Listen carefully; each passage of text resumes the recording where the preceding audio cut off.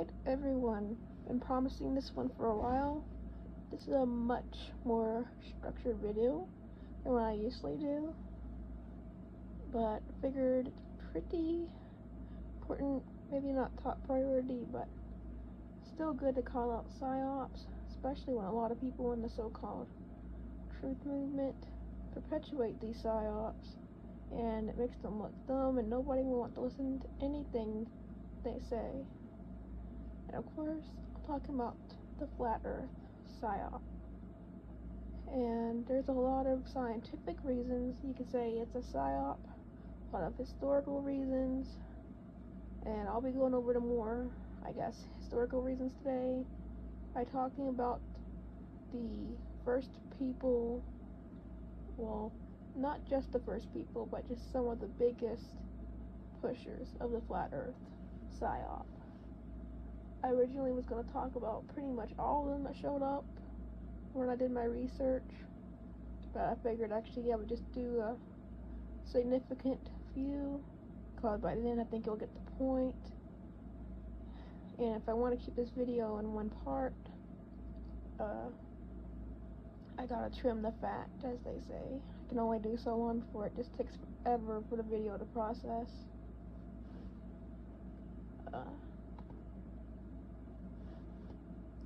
And you might be able to say, yeah, I did get a lot of these from the wiki. However, it's like I'm taught to use Wikipedia in school. I went back and checked the original sources that they cited, and I would say that these are actually the people that first pushed Flat Earth, especially when you look into the Flat Earth Society's website. Why would they name people at random? But anyway,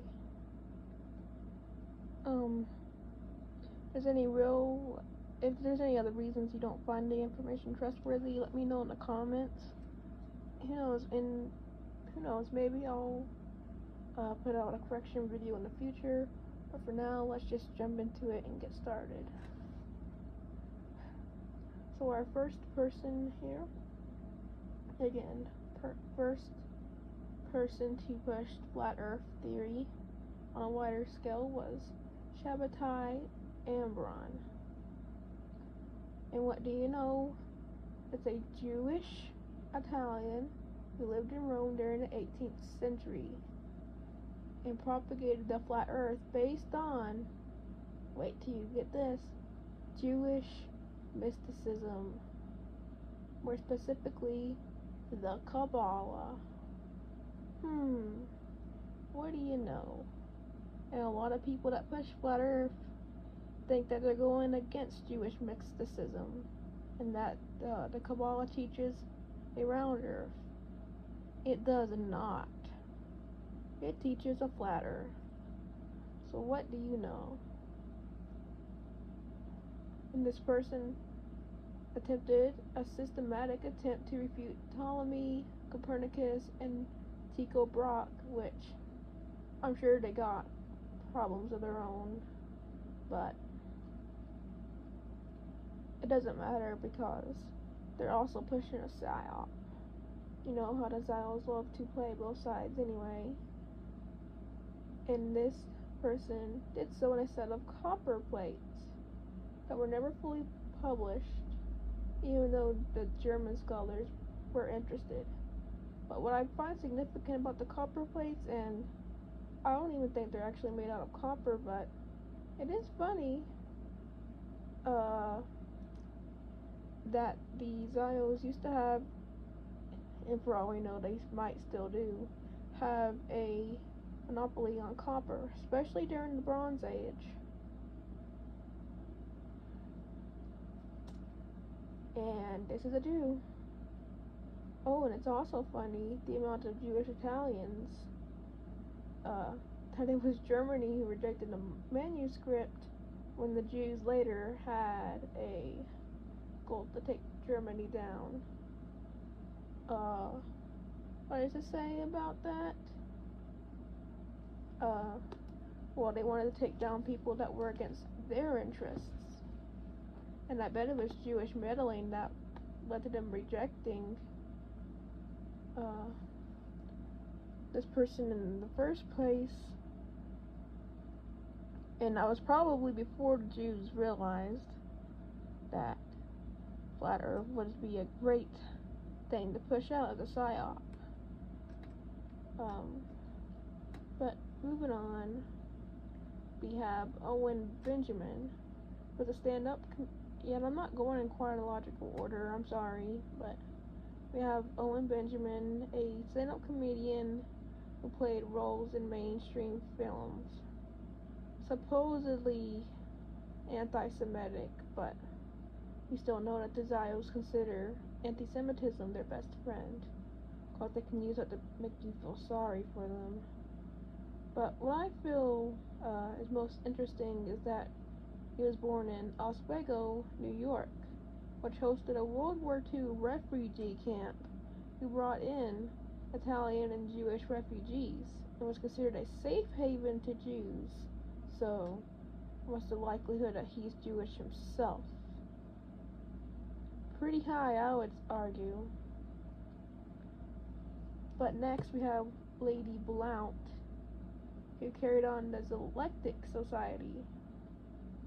He used scripture plus experimental arguments to express her views. Probably rigged experiments. Oh yeah, she mentioned she's also a vegetarian. That's a pretty big agenda nowadays, isn't it? But she used her wealth and social status to climb the rungs of society. Things are still like that because of the rigging, isn't it? She seemed kind and good-natured, as opposed to more pushy flat earthers all the time. But, I mean, how would you know that's not a facade? She was divorced. Who knows why with that, too. And she worked with the next person we're about to talk about, Albert Smith. Now, Albert Smith, and I have a quote here first. It remains for the Copernican school of astronomy to prove that the Earth, which we walk on, is so complacently, and the country, which on a fine day looks so small, calm, and peaceful, that it's flying through space at a total aggregate speed of something like 86,000 miles per hour. Shall we blindly believe the theory, which in the nature of things is so impractical, and a theory which directly contradicts the evidences of our God-given senses? We feel no emotion, see no motion, hear no motion, while our senses favor the reasonable and demonstrate the fact the Earth is stationary. Now, first of all, notice how they so often bring up a God in the arguments. Which God? The demonic Zionist sky god Yahweh? But also, we may not consciously feel an emotion, but like with air pressure, our bodies actually have ways of balancing out the motion so we don't feel it. It's the same way with an airplane, which I've been on before. You don't feel the motion of the plane, but if it were to suddenly stop, it's like when a car suddenly stops, you launch forward. But I suppose according to flat earth logic, that motion just isn't there because you don't feel it. You know, there's a lot of things that our senses can get tricked on. We have very trickable senses. You ever seen an optical illusion? No, you can't always trust your senses. I mean, I believe you should trust your senses as much as you can, but you gotta be reasonable about it. And understand that our bodies themselves also put out forces against a lot of the things we're around. That's why you can become smell blind to bad smells, and of course the whole motion thing. You know, when you're in water for a long time, your body will adjust to it. All sorts of things. So it's not even so much our senses aren't even picking up on it, it's that our bodies are balancing it out so we don't get overwhelmed. But I don't think flat earthers care. They just want to feel smarter than others, even though they're not. But let me get a drink here. Let's move on to the most interesting person on this list, and you'll see why this is the most interesting person. Wilbur Glenn Boliva. Man, you're gonna have to sit down and hold on to your seats when you hear this, because it is absolutely insane. Absolutely no possible way it's a coincidence. He is a cult leader who tightly controlled the town of, I'm telling you guys, hold on to your seats, Zion, Illinois. I mean, in a way, doesn't that make him a literal Zionist?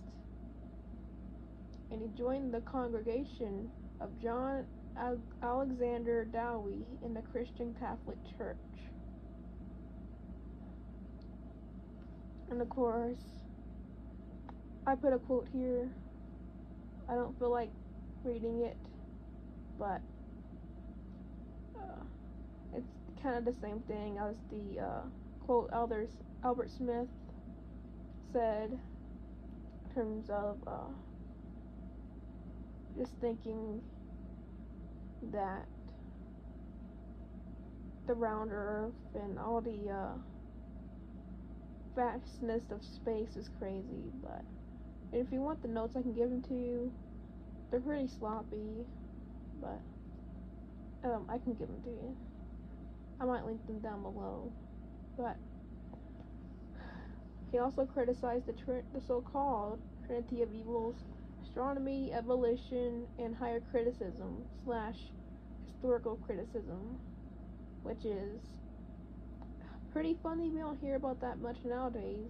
Is understanding the world behind the text, mostly when it came to Christian Jewish writings. Now, why do you think it is he would preach against that? Now, I got problems with evolution, and I got problems with astronomy as it's taught nowadays too. But to say that higher criticism is evil, especially with the Jewish writings,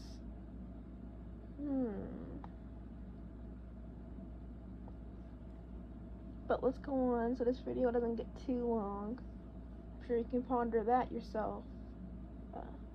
We have Frank Cherry, who had a mysterious early life, just like Jesus did, just like so-called Shakespeare did.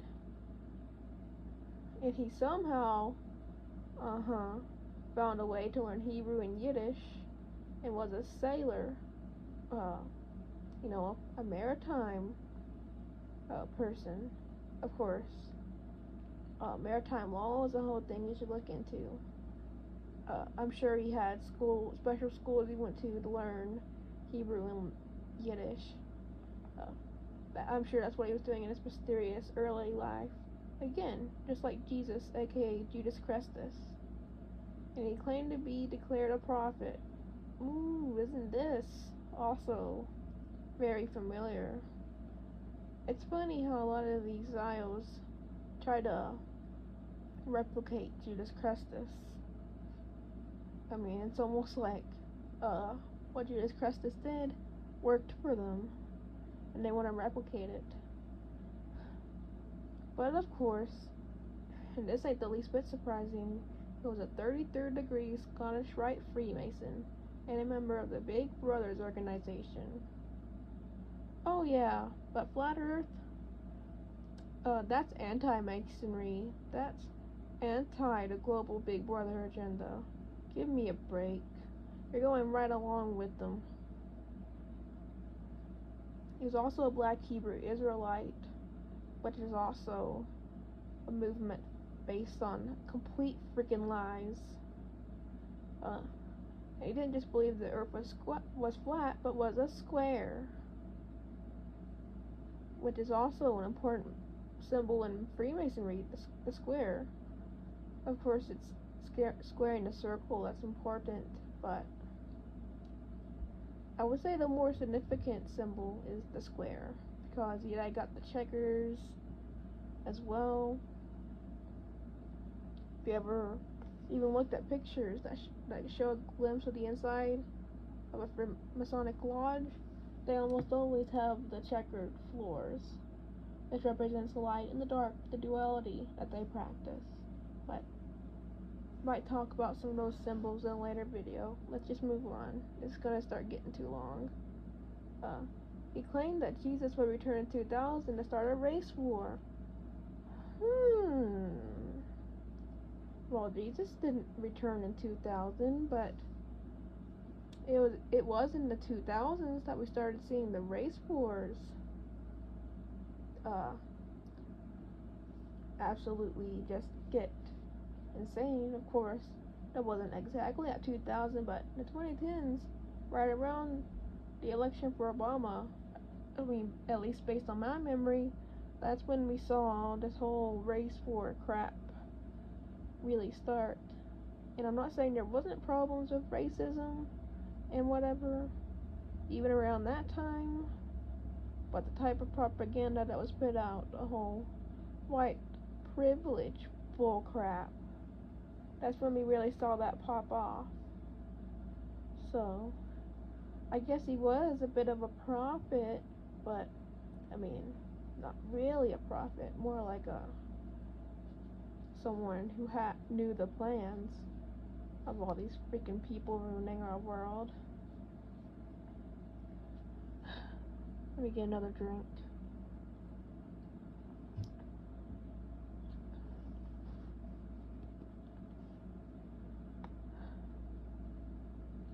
Let's move on to E.W. Bullinger. I guess he wasn't too significant because I only got a few words for him, but he believed in ultra dispensationalism, numerology, and chaired a meeting at Exeter Hall in London. Whatever. Just like the other people. Now we have Orlando Ferguson. He was known for creating a detailed flat earth map. He ran a grocery store and a bathhouse where he was referred to as a doctor. That's just creepy. Not so much the grocery store, but if you guys know what a bathhouse is, in some contexts at least, it's not anything good. But at least kudos for him for actually making a diagram of what he believed, even though it's absolutely insane. It at least looks cool. I can give it that. We got a few more people here, and again, I spit a few words for them, but of course I can give you the notes, but here I'll just tell you. There was also Carl Frock, the wrestler, Cone Gracie, the mixed martial artist, Chuck Huber, the voice actor, Ricardo Ioro, the heavy metal singer and bassist, and John Jasper, the minister. So, all people that are in the higher rungs of society and get paid way more money than the rest of us people trying to grind out a living every day. They're pushing this crap. But again, flat earthers seem to think they're on the fringe, that they're the ones being looked down upon by our leaders. They're not. If anything, they reward you if you can push their psyops. We got Charles K. Johnson here, who doubted the Earth's shape since childhood because didn't understand gravity, but I mean, maybe gravity wasn't a theory at that time or a law, but again, it's not like I don't believe in the law of gravity. I do think it's different than what they teach. I think it's electromagnetism.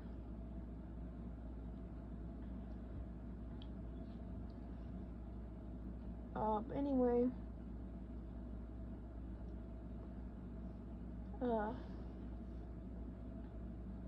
that's something I'm sure that Charles at Christendom 2 will do on one of his channels, and By the way, I'm actually doing this inspired by him. So shout out to him. But is this a quote here? I don't know why I quoted this. I guess it's a quote. Let me just read it. The International Flat Earth Society is the oldest continuous society existing in the world today. Oh, that's not true. Freemasonry goes on way longer, but this is probably part of Freemasonry. Well, it was definitely part of Freemasonry if we're going based on what we're seeing here. It began at the creation of the creation. Right. First the water, the face of the deep, without form or limits, just water. Then land sitting in and on the water, and the water then now being flat and level. It's not, by the way. That is the very nature of water. There are, of course, mountains and valleys on the land, but since most of the world is water, the world is flat, blah blah. Freaking, I don't even feel like reading the rest of this. It's just biblical based nonsense.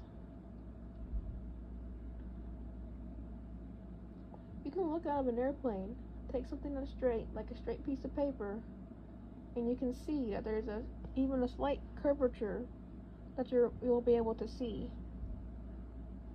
And like I said, I've been on an airplane before. I didn't measure it quite like that, but I could still see that there was a curvature to the earth. It wasn't a fish island. It was the curvature of the earth.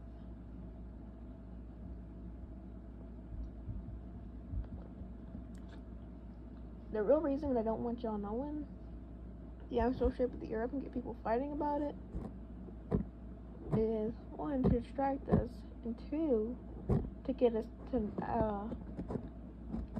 get flat earthers to ignore the actual truth behind why the world is the way it is right now. And I do mean biologically or terrestrially.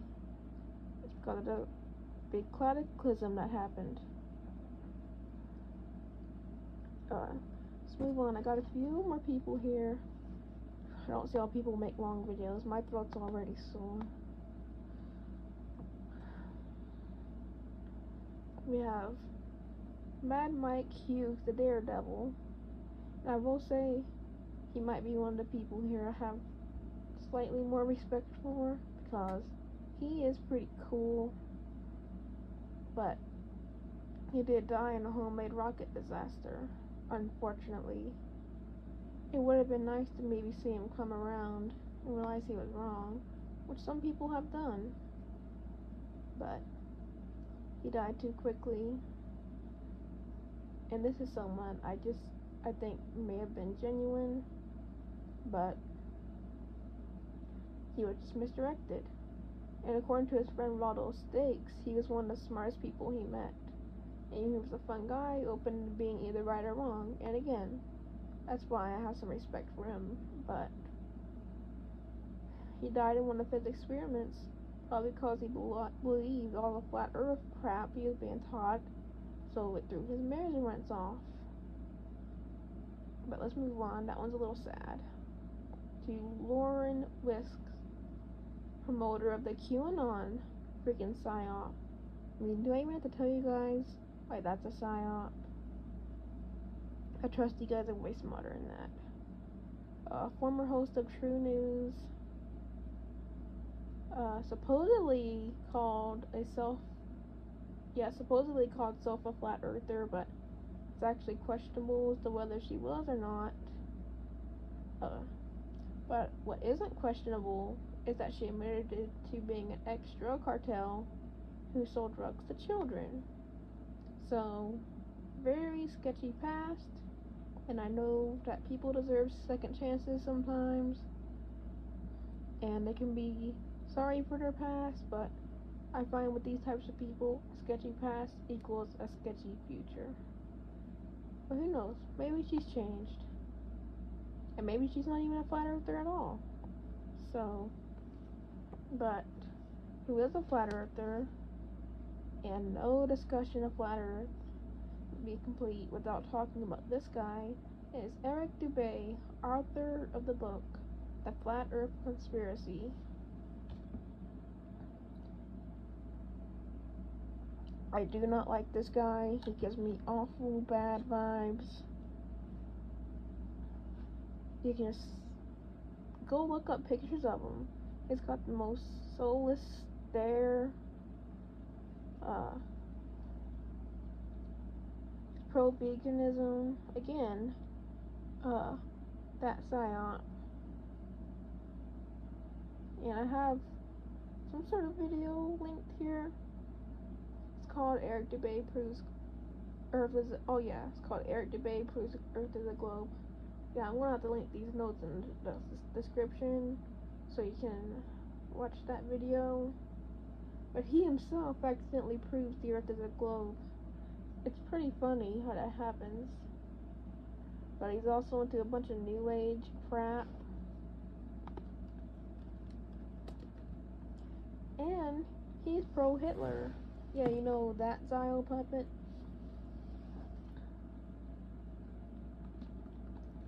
Nothing good about this guy. Nothing. Oh yeah, you can also find pictures of him cross-dressing, which I don't have a particular problem with, but I mean, we may not know why he's doing that exactly. So there's that as well for your information. I think I got, yep, there's one more guy in these notes. Thank goodness. My throat's killing me. I really don't understand how you guys make long videos. I don't get it. I'm gonna need to take a mint after this. But there's Dean Odysee, who lies for a living via theologic warfare, and I took a religion class in college. I think it was my first semester or two in college. I looked into theology, and it's pretty ironic because theology is supposed to be about finding the truth, and yet it's just completely based on scams and lies. And maybe I can dig up that old paper, or whatever notes I had on theology, and show you guys that. I might just take a picture of it, put it in the community tab. But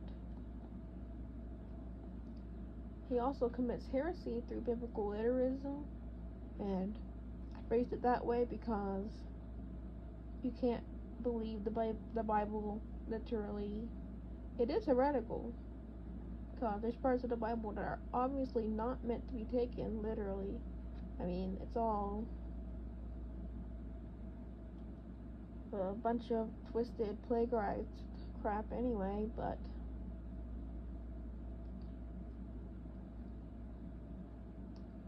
a lot of people don't care. They'll insist you have to take it all literally. I mean, I suppose even the book of Revelation, literally.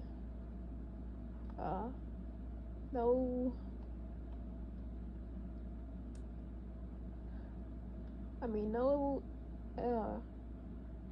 even appreciation for any deeper meanings it may have, which there is some deeper meaning in scriptures when you consider a lot of it's double speak. But I don't even think this guy was on my original source, but I saw some of his debate with Greg Locke, which he was extremely disrespectful, talking over, and Greg Locke actually offered to pay for an extremely expensive program to take him and his church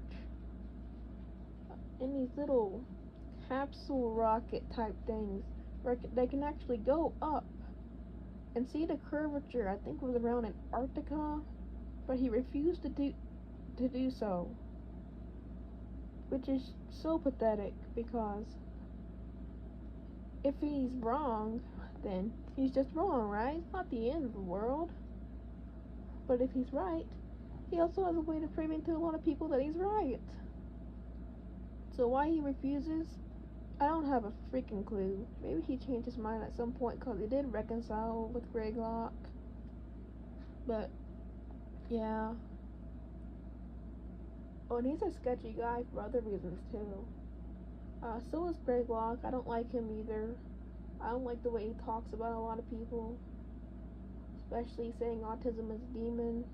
No, you can say autism is caused by all sorts of things. But to say it's demonic is just purely insulting.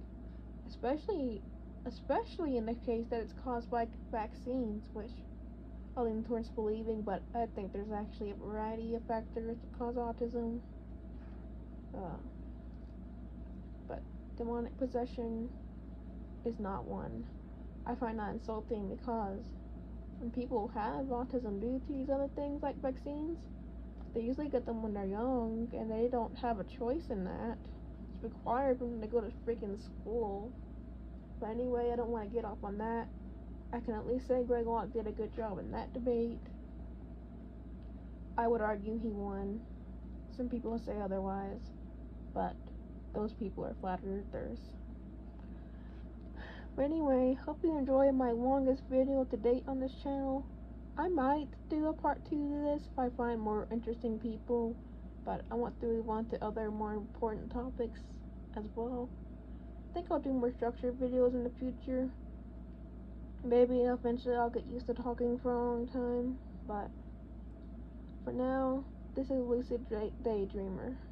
Keep dreaming on.